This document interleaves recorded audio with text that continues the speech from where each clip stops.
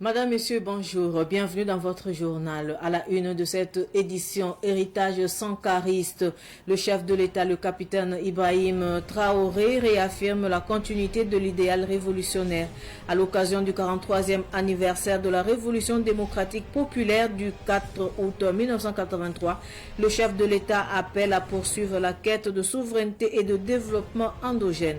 On en parle dans ce journal. Norgold SA accompagne l'insertion professionnelle des jeunes de la province du Kourougo à travers les formations au métier et la remise de kits d'installation. Cette action s'inscrit dans une démarche visant à promouvoir l'entrepreneuriat des jeunes et à contribuer à la création d'emplois locaux. Les détails dans quelques instants.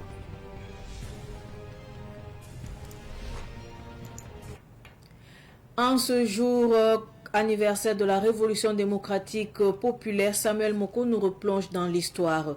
Le capitaine Thomas Sankara, dans son premier discours, est revenu sur les raisons qui ont conduit l'armée à renverser le pouvoir d'alors, dirigé par le médecin commandant Jean-Baptiste Ouedraogo. Retour sur le premier discours du capitaine Thomas Sankara avec Samuel Moko. Peuple de Haute-Volta, aujourd'hui encore, les soldats, sous-officiers ou officiers de l'armée nationale et des forces paramilitaires se sont vus obligés d'intervenir dans la conduite des affaires de l'État pour rendre à notre pays son indépendance et sa liberté et à notre peuple sa dignité.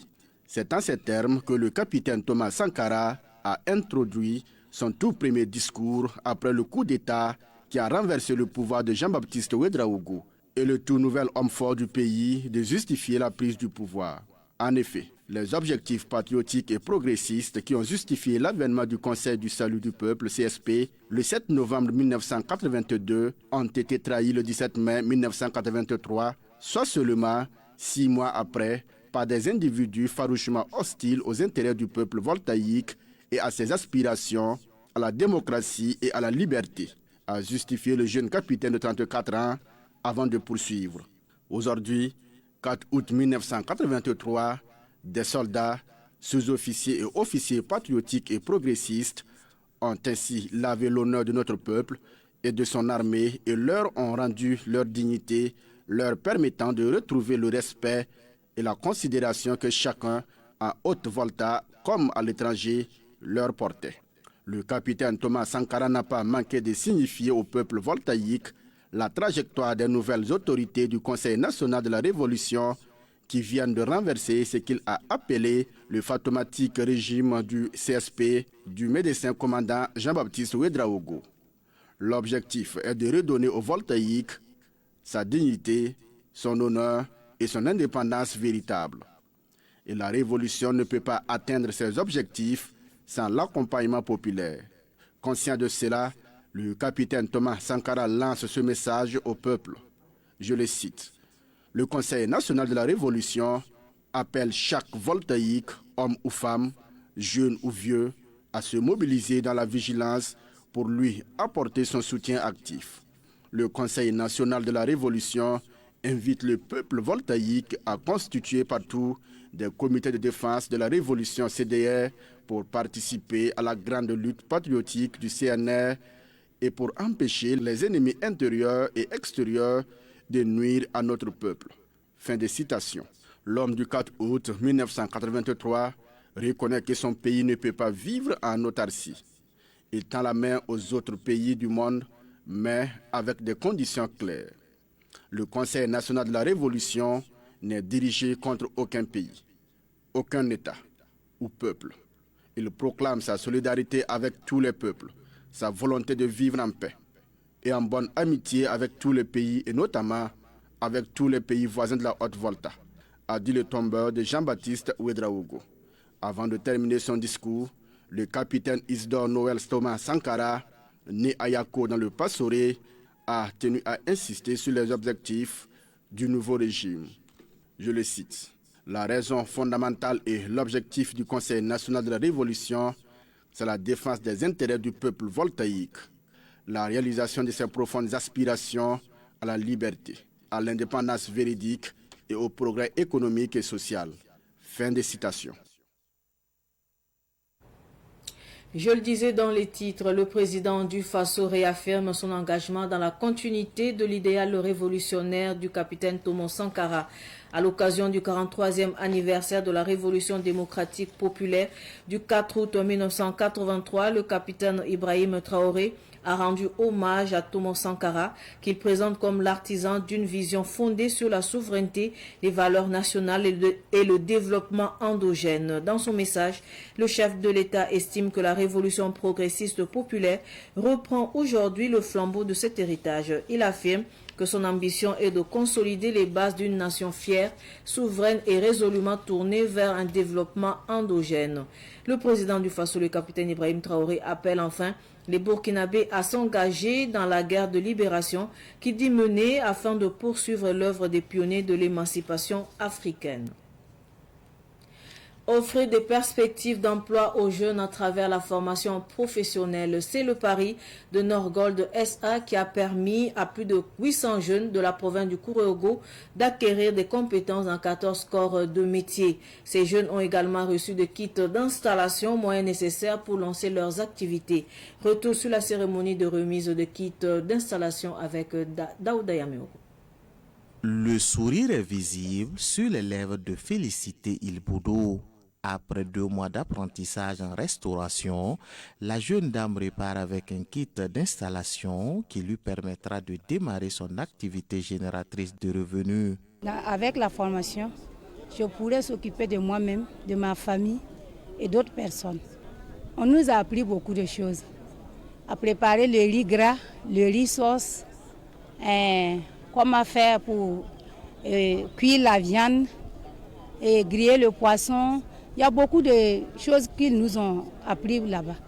On nous a appris comment prendre les clients, les chercher, bien les gérer pour qu'ils soient contents. Cela va me permettre d'augmenter mon travail plus qu'avant. Comme Félicité Ilboudo, plus de 800 jeunes de la province de Kourouégo ont bénéficié d'une formation dans 14 corps de métier allant de la restauration à la couture, en passant par la mécanique, la coiffure, la menuiserie, l'élevage et d'autres filières porteuses.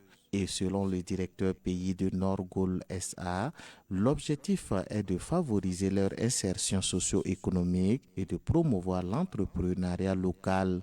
L'objectif, c'est de permettre à ces apprenants d'être autonomes. Vous savez, quand un projet minier s'installe, il y aura un jour où le projet ne va pas exister. L'objectif est que ces personnes puissent bénéficier de ces formations et qu'à terme, ils puissent être indépendants et pouvoir continuer à mener leurs opérations au-delà de la mine et employer aussi d'autres personnes. Et ils sont environ 800 personnes et si vous voyez, si 800 personnes arrivent, même si chacun arrive à employer 2, 3, 4, 5, vous voyez l'impact que cela peut avoir au niveau des communautés impactées. C'est ça l'objectif. Pour le haut-commissaire de la province du Kourouégo, cette initiative constitue une réponse concrète au défi de l'employabilité des jeunes. Les apprenants ont été formés pendant des jours et aujourd'hui, nous sommes là pour leur remettre les kits pour leur installation, pour qu'ils puissent aussi contribuer à développer leur localité et aussi à contribuer au développement local. Mais mon message, c'est vraiment de les appeler à un bon usage du matériel qui leur a été donné. Et à mettre en pratique aussi les différentes formations qu'ils ont eu à apprendre durant ces jours. Nous espérons que dans les jours à venir, que réellement nous puissions sentir un plus dans la mobilisation des ressources locales, parce que c'est des acteurs du secteur informel. Et nous espérons que d'ici là, ils vont s'installer et contribuer aussi à développer l'économie au niveau local dans les différentes communes. La société minière Norgold SA n'est pas à sa première action dans la province de Kourouégo. En mars dernier, la société avait remis des ambulances au district sanitaire de la province. Former une jeunesse consciente, patriote et engagée pour le développement du Burkina Faso. C'est l'objectif poursuivi par le mouvement Africa Révolution qui a réuni ce dimanche à Ouagadougou des élèves venus de plusieurs localités du pays. Cette journée de formation et de sensibilisation a été marquée par une visite du mémorial Thomas Sankara, une découverte du parc Bangréogo ainsi qu'une conférence consacrée au patriotisme, aux valeurs endogènes, à la révolution démocratique et populaire et à la brigade La Balle. Reportage signé Daouda Yamio.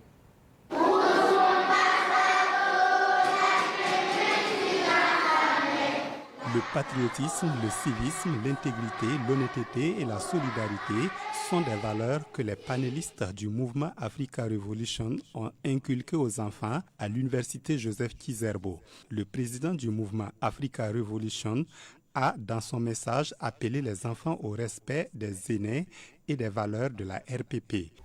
Ton président est secrétaire général de la Tarsame, il y a un mouvement membre d'Amba. Nous avons pensé à accompagner le président Ibrahim Traoré. C'est pour cela que nous avons décidé de faire un périple avec les enfants à Faso Mebo, au mémorial Thomas Sankara et au parc Bangrouéogo. Nous avons pensé que les enfants sont nés après la Révolution et nous devons leur inculquer les valeurs de la Révolution, qui est l'initiative de leur grand-père, capitaine Thomas Sankara. Cette initiative va se poursuivre les années à venir.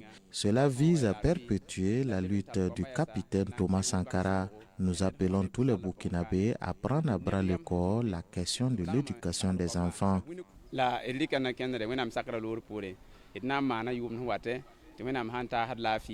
Ali Komi, un des panélistes, estime que l'avenir du pays repose sur les enfants. L'éducation est au centre de la RPP.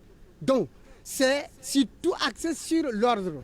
Amoré, il faut ça qu'on tous accepter de suivre ce qu'on a établi comme ordre. Le désordre ne fait que empirer la situation. On ne peut pas se développer sans ordre. Il y a un lien consubstantiel entre ordre et discipline. On établit l'ordre et on est discipliné pour suivre l'ordre. Donc, j'ai développé ça. Mais en mode facile, j'ai fait comprendre aux enfants, d'abord, on va respecter les parents. Le coordonnateur de la brigade La Balle, de son côté, a fait savoir que le développement du Burkina passe nécessairement par la préparation à une vie citoyenne des enfants. Nous avons eu l'opportunité d'échanger avec les plus jeunes, les tout petits, sur ce qu'est la brigade La Balle, quelles sont ses missions, comment elle fonctionne, elle procède quand on a besoin d'elle. Et nous avons également eu l'opportunité de leur donner quelques conseils pour leur préparer à une vie citoyenne de demain, pour faire d'eux des enfants sur qui nous pourrons compter en vue donc du développement de notre pays. Parce que généralement on a l'habitude d'organiser ça pour les grandes personnes, pour des structures et tout ça. Mais la vérité, c'est que si nous aspirons à un changement réel, il faut également associer les acteurs de demain. Et ces acteurs de demain, là, ce sont justement ces enfants-là. Ornella Minougou est élève en classe de 5e dans la province du Kouritenga. Elle retrace les péripéties de la mort du père de la Révolution et ses 12 compagnons qui leur ont été comptés au mémorial Thomas Sankara. J'ai appris que Thomas Sankara, quand il voulait mourir, il était en réunion. Et puis du coup, il y a eu des voitures. Les gardes étaient garés devant la porte. Et puis on a tué les 6 gardes. Ensuite, les gens qui étaient avec Thomas Sankara s'étaient cachés sous les tables. Thomas Sankara a dit que c'est lui on veut. Il a déposé son pistolet sur la table et est sorti. On lui a tué et puis après a dit aux autres de sortir. Tous les autres sont sortis, mais il y a un qui était dedans. On les a tués tous. Après, il est sorti. Il a pris le sang et s'est taché. Il s'est couché, mais lorsqu'ils étaient partis, après ils sont revenus pour voir si tout le monde était mort. Ils l'ont trouvé, il était toujours vivant. Ils ont dit de se lever. Les autres étaient en train de dire de le laisser, mais d'autres ont dit qu'on n'a qu'à le tuer. Il a dit qu'il va aller pisser. Et puis on a dit d'aller. Quand il est revenu, on a dit qu'on va le laisser. Mais s'il parle, on va le tuer. Il est parti en Côte d'Ivoire, continué en Ghana. Et puis après, il est revenu, mais continué dans son village. Ça me fait plaisir parce qu'il a été martyr. Et ça nous, dans notre génération, c'est bien de le connaître aussi. Les enfants ont bénéficié d'une visite du site de Faso Mebo et du mémorial Thomas Sankara. Leur périple se termine par une visite du parc Bangrouéogo. Le mouvement Africa Revolution ne compte pas s'arrêter à cette première édition de la journée touristique et patriotique, selon son président Mohamed Sino. Et puis le coach Naboswende François Savadogo lance une colonie de vacances destinée aux enfants. Pendant un mois, les participants suivront une formation axée sur la loi de la vie et de la nature. Avant le début des activités, les organisateurs ont présenté le programme et son déroulement aux parents des enfants ce dimanche à Ouagadougou. Abdoulaye Kinda et Moumininan. Plus de 80 enfants sont réunis par le coach Naboswende François Savadogo pour une colonie de vacances. Cette colonie qui dure un mois sera marquée par une éducation psychologique des enfants pour un lendemain meilleur. On a 80 et quelques personnes qui sont déjà là pour la colonie de cette vacance-là. Parce que nous, on veut faire des formations et des conférences sur les lois de la vie et de la nature pour que puisque les enfants n'accusent pas leurs parents.